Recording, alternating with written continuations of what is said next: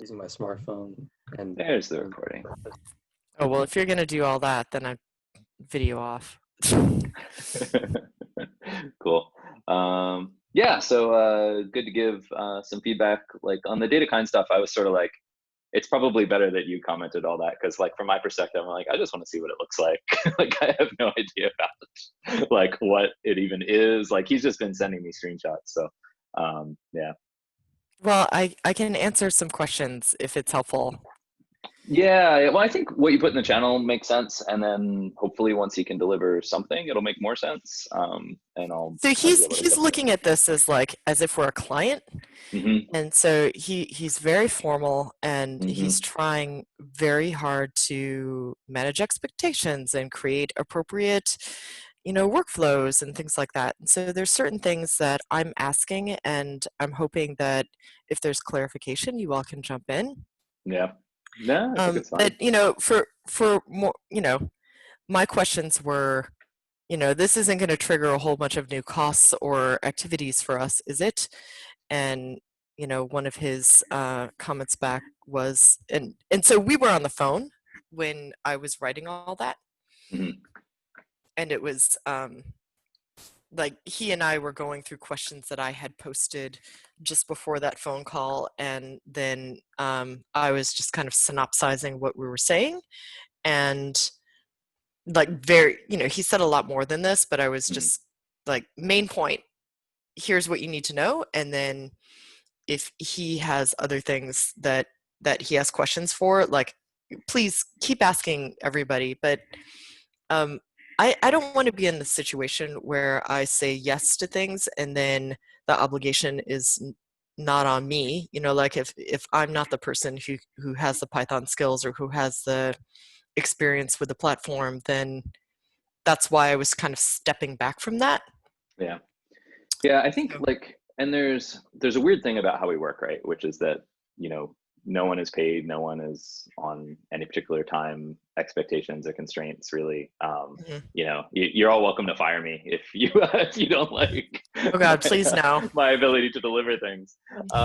Yeah, so it's like the way that we usually work is not like this. And so the one thing that we might want to watch out for here is that, like, if he's basically planning on, he's gonna like package it all up and like drop it, um, there's a fair chance it's not really gonna get run, right? Like, Well, um, but that's something that I want to figure out with yeah, everybody, because yeah, to me, like, it'll get run if it's useful. It'll yeah, get run if it works for us.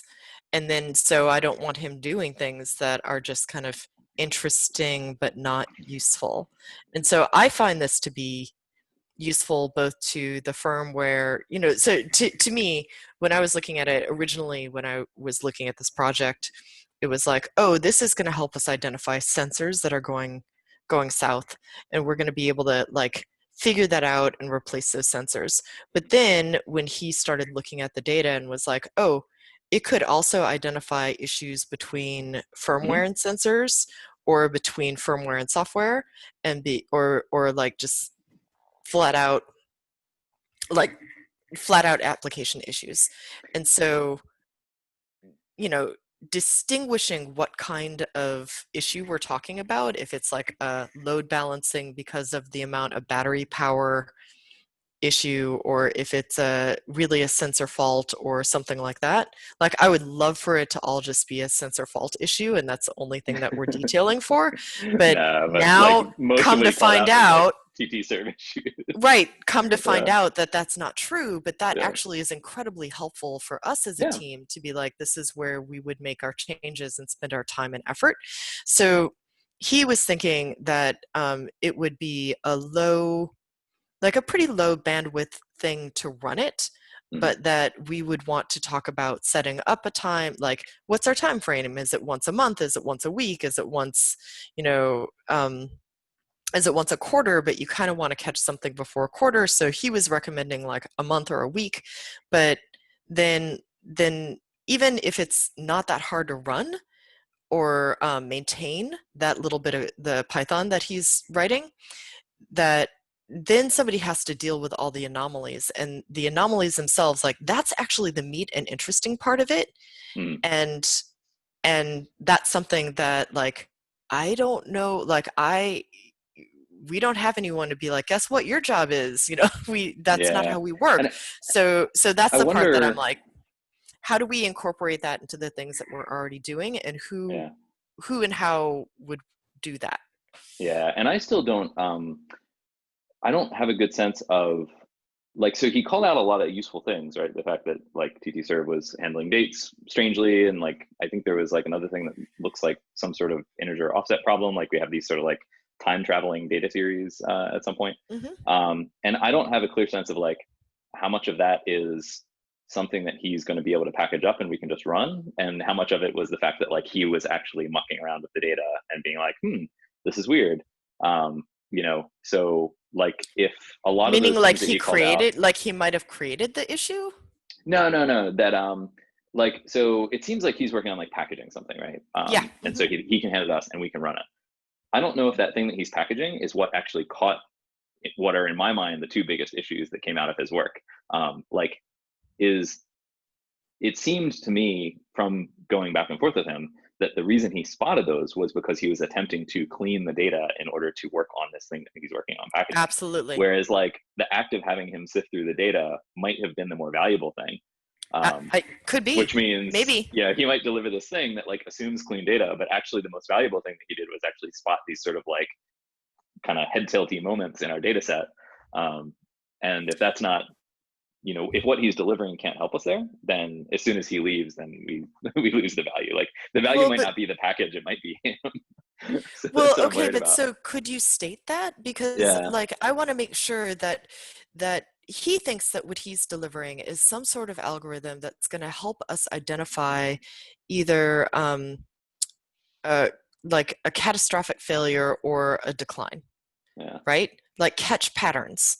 yeah, And so he's going to be able to identify that, and then somebody, some person would be faced with, is this anomaly due to the fact that it's like bad air quality is increased because it's 4th of July and everybody's popping off fireworks, or is there a catastrophic failure, or is there a forest fire, or like what's going yeah, on, right? So yeah, that's awesome, and um, I'm all down for it. But he's like, what it's not going to tell you is why there's an anomaly. So somebody has yeah, to examine it, right? yeah. But I think that like by calling out the anomalies, then we end up having the conversations about, is this TT-serve or is this something else? Like Mhm. that would be the thing that replaces him, right? Like that's how I'm thinking of it. I hope so. That's just what I'm not clear on, right? Like, so he called out those data problems, and what I don't know is the anomaly detection code that he's planning on delivering what spotted those, or was it just him trying to clean So up the data for the anomaly? Like that's what I'm not clear on, just because I haven't seen anything yet, right? Like the only thing I get okay. is just like Slack questions. And so what I don't know, I'm sure there's a line somewhere between here's a question they asked because he was looking at the data and this was weird, and here's a question that he asked because his anomaly detector flagged a problem and it was weird. And I don't know where the balance is between those two things right now. So and I my can ask him. guess, please do, Yeah. please. But like what I think, like here's my guess, that he was sifting through it, like he was sifting through it pretty eyes on, and that he was probably toying around with different types of ways to run through the data with whatever algorithm he's getting. So I would think that even if it was not originally something that the algorithm did and that he actually physically as a human being did, that now it is something that the algorithm would look for. But Yeah, if it you're is, then right, we'll be in like good shape. let's make sure that that's true, right? Like if you Hmm. find an anomaly, is there an understanding, is this the machine learning that we're talking about, that there's an understanding of how to look for that anomaly again and not be Yeah, like what are the patterns that we already understand and that we're going to feed into the system so that we can recognize those patterns more quickly. yeah, yeah. I agree. And That's what that I would would be like awesome to. if that was the case. Hopefully that's true. But yeah, part of me, that's my question mark in all this. And it's like, I think, yeah, I don't know. I mean, He's super receptive to like he really wants this to be something that is real and useful. yeah. So And this so is part of my own existential crisis lately, that like, I think I just think about these things really reverse compared to like a lot of how like, reverse. yeah, like I would normally say like show me what the package looks like and then let's have this conversation. But he's doing it the other way around, right? He's He's like, let's developing have the package to make uh sure that it fits your need. Right. yeah. And like I don't know I what to tend do to look about at that. things, I tend to look at things the other way, where it's like, you know, where are we now from a technical perspective? You know, let's look at the implementation and see if it's what we need or if we need to grow it, that sort of thing. Where like he's sort of like a black box, and I don't know what part is him and what part is his code, and hopefully all the stuff that he does can get represented in his code. But Did you yeah, read the SOW? yeah. I Look mean, at it it. You looked did. basic to me. Yeah, Yeah, I I mean, didn't. I Yeah, think that like he was trying to have some flexibility and more describe what it is that it should yeah, like how the behavior of it rather than the specific of it. But he did say, you know, one of the questions that I had was like, how much commenting is this going to have, and you know where's the user manual, and he said that that would be deliverable to have a lot of commenting it and a user manual, and that you would not have to have a degree in machine learning in order to understand or adapt this code. It's going to yeah, be Python, it's going to be pretty basic. And I'm like, okay, I mean that's the best I can do, right? Like I yeah, don't really understand how it affects you both yeah, or yeah. anybody else on the team, Rob. So I And don't I know, don't to feel like me. I know until I start seeing actual like And then you need to see it, technical. so Yeah, you know, maybe it's he just needs to share earlier. yeah, that would be nice. I think that would make the conversation easier for me because, Okay. Well, that's yeah, helpful for me to know, right? yeah. So I can, you know, so I know that, oh, I had another question for him about, there's an, so basically I'm trying to run all of these projects kind of on the shoestring of volunteerism, right? Yeah, So that's how we run everything that's here. how we run everything here, right? Yep. So he's doing one project. I've got the other project who you have interacted with, Jolene. Uh-huh. Yep. Yeah, actually So just do made you sure that even she know what has. that's about, or should I tell you like basically what's going on with that one? Yeah, all she really asked for is like, how do I get at the data? And you know, I fixed up a little account problem for her, and that Thank was you. pretty much it. So yeah. Okay, so basically I'm wondering if the data polls that you did for Saksham could be useful for her, but I'm Mhm. not sure. So that the team that she's working on is meant to like create a very basic visualization tool Mhm. where where the point isn't necessarily to like there's lots of things that can create beautiful visualizations, but in my Mhm. experience what I see is that a lot of visualization tools, they make something pretty but you don't even understand what you did, Mhm. and that it's very easy to have like overlapping information that has no relationship, but then it makes you think that there is a relationship, right? Mhm. So what we're trying to do with this visualization tool is, um, in a very simple way, have people interacting and using the data, but with enough guardrails on it so um, that they understand what they're doing is asking a question of the magic 8 ball, and Mhm. that like, does this thing answer your question? How would you know? What would you need to get a full question, right? Or Okay. full Yeah. question answered? Yeah. Do you So even know that's the question you're asking? Yeah. right, right. So, or are you just making a pretty picture? What does Mhm. this mean to you? What is the thing that you're doing, right? Yeah. So I think that yeah, I've been doing a lot of thinking about the Safecast data set, and especially watching Saksham and some of the other people that like from the Opportunity Project, Jolene and them, it's some of the data is actually quite difficult to understand. Mhm. Why was it mapped out this way? Why, you know, like what are the relationships between some of these things? There's some IDs that seem to be repeated, like some name IDs and things like that. Like, what does this name ID versus that name ID mean? So like how things are used and what they're used for, and and I'm looking at it from like a like an accessibility goal, right? Like Mhm. my accessibility goal is not to say, hey, contributor to Safecast or volunteer for Safecast, your main thing that you do is collect data from us, and sure, you could use that data in aggregate. You could like download CSVs and play with it, but you probably have no idea about how environmental data even, like, you have no conceptual understanding of environmental data. So Mhm. this is kind of the first step of getting people to interact with the data in very, very basic ways. So Mm. she's trying to make a tool where there's like a selection tool, and like select 3 monitors, Mhm. and then see them against each other, or a like some sort of polygon tool where you can draw a parameter, like you can draw a circle around 3 monitors in an area and be like, I just want to look at the monitors in this area Mhm. and see like how they relate to each other in a time scale. So within that, it says, I would like to see, and then you have a drop down 2.5 data uh, over this time frame in order to see this thing. Like you have to kind of deal with that in order to get your readout, or like that's the header of your readout so that you understand what you're making. Mhm.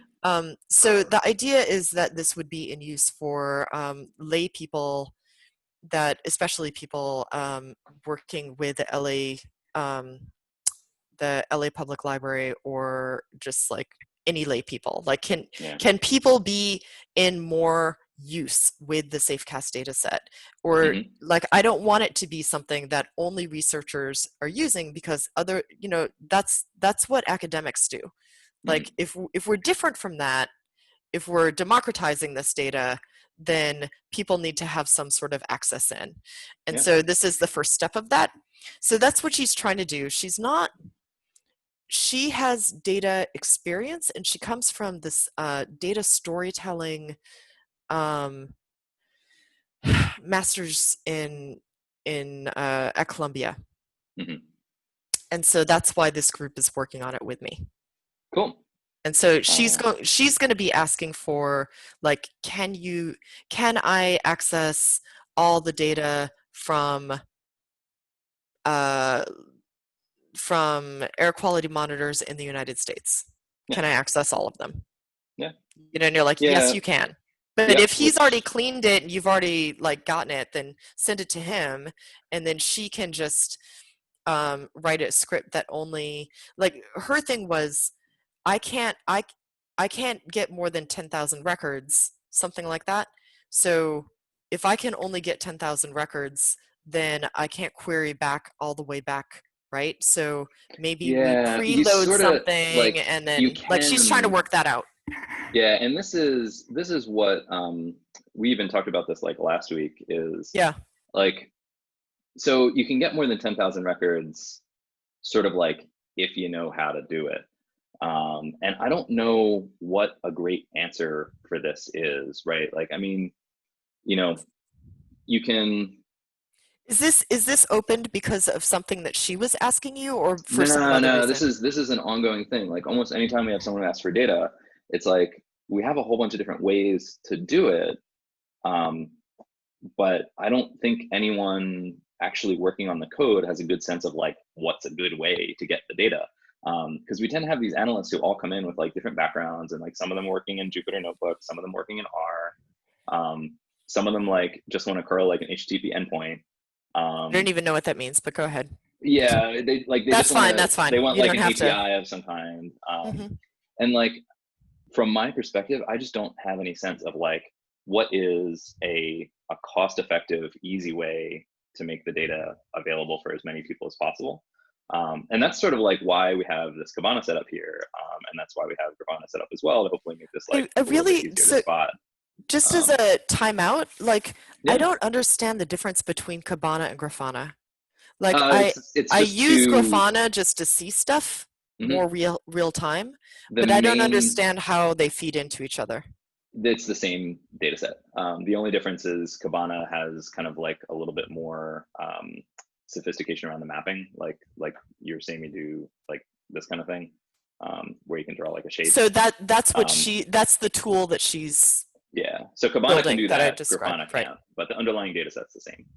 Um, and So a lot of one of the people like Grafana because it's go ahead. much smaller. Like you see Rob favorite all the time because he's on like a data capped 4G connection. So Uh, Grafana is much lighter weight because it doesn't have all the sophistication around mapping and whatnot that Grafana does. So well, um, so but the question then becomes, um, she doesn't want to be on top of the Safecast real time or the live site because the live site has a lot of I'm kind of directing her away from that because you get more real time through Kibana or Grafana, right? You get more real time information as far as I understand.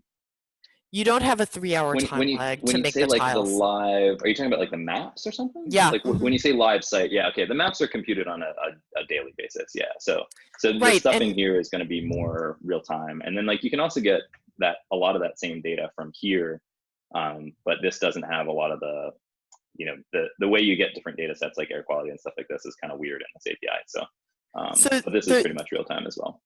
so the reason this is my big hobby horse Hmm. is because um, this is now the fourth year of having a fire season in Hmm. California.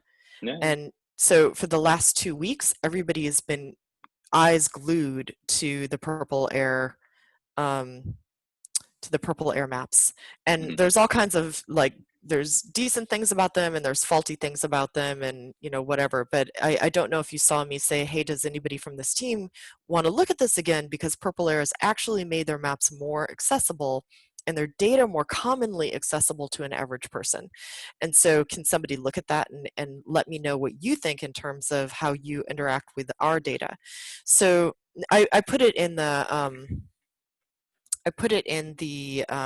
Slack channel, like how you Yeah. actually access the data.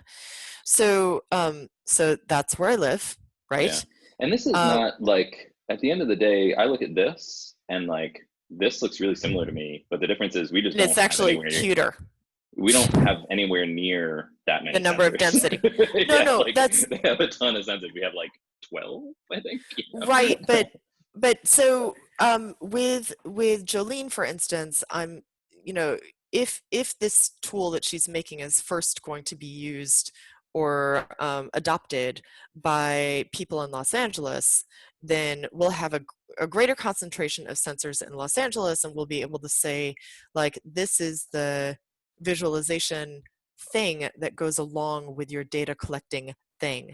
And so it's meant the program in Los Angeles is meant to be like, okay, you have a sensor at the library or you have a monitor at the library, and that there are different citizen science groups or kind of community environmental groups, however you want to think about it, or even after school programming groups that work with data. There are different applications of it, but there are these different groups that would be meeting and discussing what's coming out of the sensors. And so then it becomes super important to have a way to look at what's coming out of the sensors. And if people are expecting to see things like traffic ebb and flow, or one of the people that is hosting a monitor said, hey, there's a fire nearby, I want to see what's going on and I can't tell right now because either her sensor was faulty and it turns out her sensor is faulty, or that she can't see it because it's going to take a full day for that map to be generated. Then all of a sudden there's no reason for, like, it disincents people to actually work with Safecast data. So I'm trying as like I need to get to as real time as possible, because with air quality data it does change that fast, and when you're in a high impact time like we have been for the past 2 weeks, then people are refreshing all the time. and they want to see the difference. Like I'm trying to decide when to take my dog out based on the Purple Air map, Mhm. right? So if I can't do that, then it's a waste of my time to look at Safecast. Yeah. Yeah, and so what's in here is all real time. The tiles are generated nightly. So this will get you real time data. It's not it's far from perfect, but it does at least give you some basic idea. I know Rob has been working with the developer who did this map. It's just an open source product basically. It's Um, OpenStreetMap, right? no, well, the OpenStreetMap is the tile data, but actually, like this panel, Rob has been doing some back and forth that the click through doesn't quite work the way it should. Like you just get like no maps, so we have to sort of take account of the number and look it up here, and then you can see what's going on. So that'd be one thing to fix. It'd be great to have someone working on that. Oh, so how to? Okay, I wasn't prepared to document anything. So Yeah, sure. but And then this way you can kind actually of thing see like pretty real-time air data over the last 2 days for this particular sensor. And so like a lot of it is here, and it'd be awesome to have people working on how to improve this. The click-through is supposed to work, but like I said, we have a bug open with, I'd have to dig it up. We have a bug open with the developer of this panel here. We might also be able to do something similar here, but the difference is because Rob is the one who's been doing most of the work on this, and he doesn't like to download the 60 megs that it takes to download Kibana. He's just been working here. So, but ultimately the data set is the same. So then my question is, I mean, I don't want people to spin their wheels trying to create a tool in JavaScript or in Python or some combination, right? Yeah. To do the thing that this is already doing. Like that's a waste of time, right? Yeah. So one, should she be doing this in Kibana or Grafana? Yeah. And two, but she, what does she have to learn in order to do that? She knows Python and she can like squeak by with a little bit of JavaScript stuff. But two, I need to figure out how to house, like where is this going to be shown from? Mm-hmm. The thing that she's doing is located on her computer right now. Mm-hmm. And I think she has OpenStreetMap underneath it. So I'm thinking like, is this something that would be run off of Grafana and then she could adapt it to create this tool or this group of like this collection of little doodads that you can do, and and is that something that we are willing or wanting the outside world to be able to get kind of behind the scene in order to see it in this version versus in the live map? Yep. Yeah. And I don't know. It'd be awesome if it could be, if the work could take the form of, say, fixing the click through on this so that we can get better something there.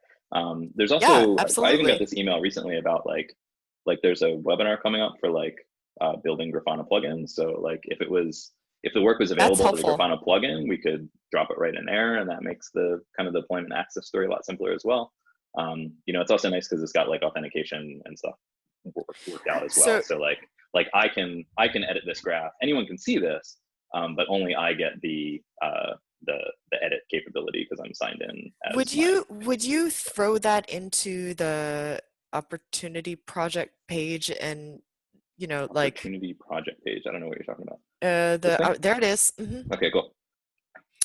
And then yeah, so I can explain why that is. I also see that you have, not that you want to go over 45 minutes, but I see that you have a time thing going on. I purchased the pro version. So if that becomes something that this team needs, I think I can have 3 people be the owners of that. Yeah, I think the other thing you could probably do is you could even, well, because I need to upload the recordings, like you could potentially own the Zoom link and the Zoom meeting, but we need to work something out for the recordings. Is like, right, and then Oh, Yeah, right. Who can post the recordings or make the recordings? who can make the Right. So recordings? like Yeah, because I think I only can't the guarantee that I can come every time, right? So yeah, exactly. So, and then, or like if you own the meeting so that you can get the recording, I don't know. I mean, at the end of the day, usually it's kind of nice that we have the 40-minute timeline because it keeps us right, from because you going don't on need to. forever. So Um, so I kind of like jumped in and commandeered the yeah, conversation, but what? no, it's good to have you present. We haven't seen you in a while, so it's. I think It's good the long it's good to be conversation is here. probably just a symptom of the fact that we haven't talked in a long time. Awesome. But I don't want to, I'm sure that there are things that you all want to cover that are pressing for you. So, Yeah, I don't know. I mean, it all weaves together though, right? Like one of the things I was going to mention was this like NPR data request, which is like again, it's the same exact thing. It's like did you see that there was a request to kind of move that up in terms of timeline? Like, yeah, but I can't. I got 3 kids okay. and a busy job, so Hey, you know what? But Friday's the best I can do. so no is an appropriate answer, Yeah. or if there's somebody that you can pass it off to, I don't know. Right? So this is like out of curiosity, like is Mhm. Nick still like a Safecast employee? Because like I feel like we need someone Yeah, who's not a volunteer who actually knows how to make queries for these sort of things. Because like I'm he not. is. Yeah, so Yes, like he Nick could absolutely is. probably jump in here. I So commented his name a couple of times on the GitHub, but so so explain to me what's happening because I don't um, understand this. so the CSV that we publish is like Mhm. so like Nick has all of his queries that he does for the map, which include a whole lot of filtering, which is where did I put it? I put a link to it. But anyway, I'll just pull it back up because I forget exactly what I linked to. Cron, I mean, dump, he should be clean. pretty responsive to you. Is he not responding? It goes in waves, but anyway, so Nick has a whole bunch. He has like his dump clean that he uses for the tiles that has like a whole bunch of this filtering in it. One is, and then one key thing that NPR called out is it ignores Cosmic imports. But when he implemented this, I think he just implemented it for the maps and wasn't worried about anything else. So we have the which one is it? It's not dump clean. I think it's dump measurements. We have just like the basic CSV dump, which doesn't include any of that filtering. And so basically NPR went to try to use our advertised like CSV, and he's like, wait a minute, this is just like all the Cosmic data. This is all like, it doesn't include It's the everything that you GPS said it didn't flags or, have. Right, right, right. yeah, exactly. It's basically missing all of the filtering that comes in here. And it'd be good to have Nick's thought because like personally, like part of the reason Can this Nick takes time actually for do the me, thing that needs to be he can done? build the query. Yeah. Mhm. So here's my question is that I think that the way that you respond back to Sean is not, hey, sorry, man, I can't do it. I got 3 kids and a job, but Nick is capable of doing this. Can he handle it? Yeah, and I just don't know what's an effective way to get Nick engaged on something. Like, Okay, but you know who does? Sean. yeah, yeah. So Like Nick will completely answer Sean immediately. So, cool. like All right. that's something um if that's the difference in getting it done now or getting it done later, then let's let's pass it off to somebody who understands how to do that and do it that way.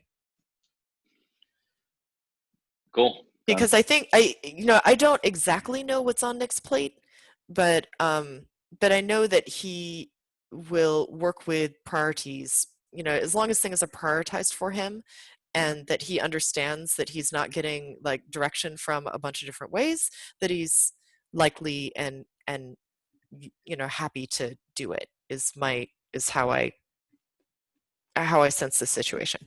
Cool. Yeah, and I mention him on comments where it makes sense, which I did back here. Hmm. But it's sort of like sometimes he'll engage on things and sometimes he won't, and I don't have any sense of like his. Okay, I I don't can have any check on. sense of like where his direction is coming from, and it sounds like it's probably Sean. So I think so. I yeah, think so. Yeah. yeah. So, okay, anything else here that you want to check on? Not too much. I don't know. I Okay. mean, Robin's not here. He's been working on the new device story stuff, which I think we probably just need to merge at this point. So I don't know. I get the feeling Andrew's probably a little checked out at this point. I would ask Andrew if he had any thoughts on this PR before I got to merge. Oh, But, here he is. Listen, I've been oh, listening to good. the You're whole. here. You're here. I don't have much We to didn't add. totally lose you. Yeah, it's I have not had much time to engage lately. Cool, Hey, cool. how's the new job? It's good. It's keeping me busy, I with a bet. lot of stuff, but yep, definitely changed my life a bit. Yeah, but, That and twins will do it. yeah, for sure. Um, okay, well, that's all that I got. Cool. I mean, I definitely have more things that I can ask you and pick at, but I know I have Rob started a conversation with me where he was showing me how all of these different things interplay, like where data comes from for different yes, this type of stuff. So he Hmm. started me down this path, and I had one conversation. It was pretty lengthy, and I need like the second half of that conversation, and I haven't really been able to catch. Like, I haven't really been able to sit down and be like, okay, now I can handle this conversation where I can actually absorb it, Sure, sure. because otherwise I don't want to waste somebody's time and be like, you can tell it to me, but I won't be able to really like let it sink in. Yeah, Um, so that's one thing that I am trying to be responsible to learn, or at least understand better. sure.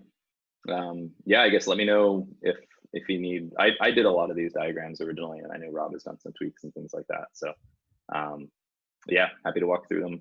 You know, Awesome. I I think I have a general grasp of how things are connected to each other, which is sometimes pretty bizarre, but Mhm. it's, you know, it's our house and we'll love it. So. Is there, so just other than some of the stuff that we've already talked about, is there anything else like hanging out there that you kind of wish were true, or um, feel like is a sticking point or like a pain point that Nothing that we haven't already talked things about could be too better? much. Yeah, I mean, like, Okay. I wish we had more people who could contribute stably. I think that's one Yeah. thing that's tough is like we have a lot of these like interns who come and go like Robin who like they do a little bit of work and then they have to get out or Akio is another one who's in a really similar boat or and that's like we make like little steps forward but without someone who can do sort of coordinated effort over a longer term this is kind of going to be the state of things where, things will always be like a little rough around the edges. And if there's something we want to get done, it'll probably take a couple of months to get done, even if it seems pretty small. We just don't, I do my best to be an anchor, but with a busy job and 3 kids, I can't do much. So, yep. Yeah, it'd be Well, awesome I to have mean, some people that are more like stable contributors stable. over a Yeah. longer period of time. Yeah. Because we Okay. lose time, like every time there's a new intern, it's nice, but then I lose time trying to ramp them up. Right. So And it's then they like, disappear with that knowledge. Right. yeah, so it's a little bit of a double-edged sword. Like it's nice to get that free help, but it means like that it has to be someone like Robin, for example, who manages to really provide the ROI on the education. But we've That's a had really interns good point. that didn't. Yeah. I will try to come to more of these meetings. It's hard for me to work on more than one time zone. Yeah, yeah, yeah. I mean, I I've know been that. working on like 3 time zones, so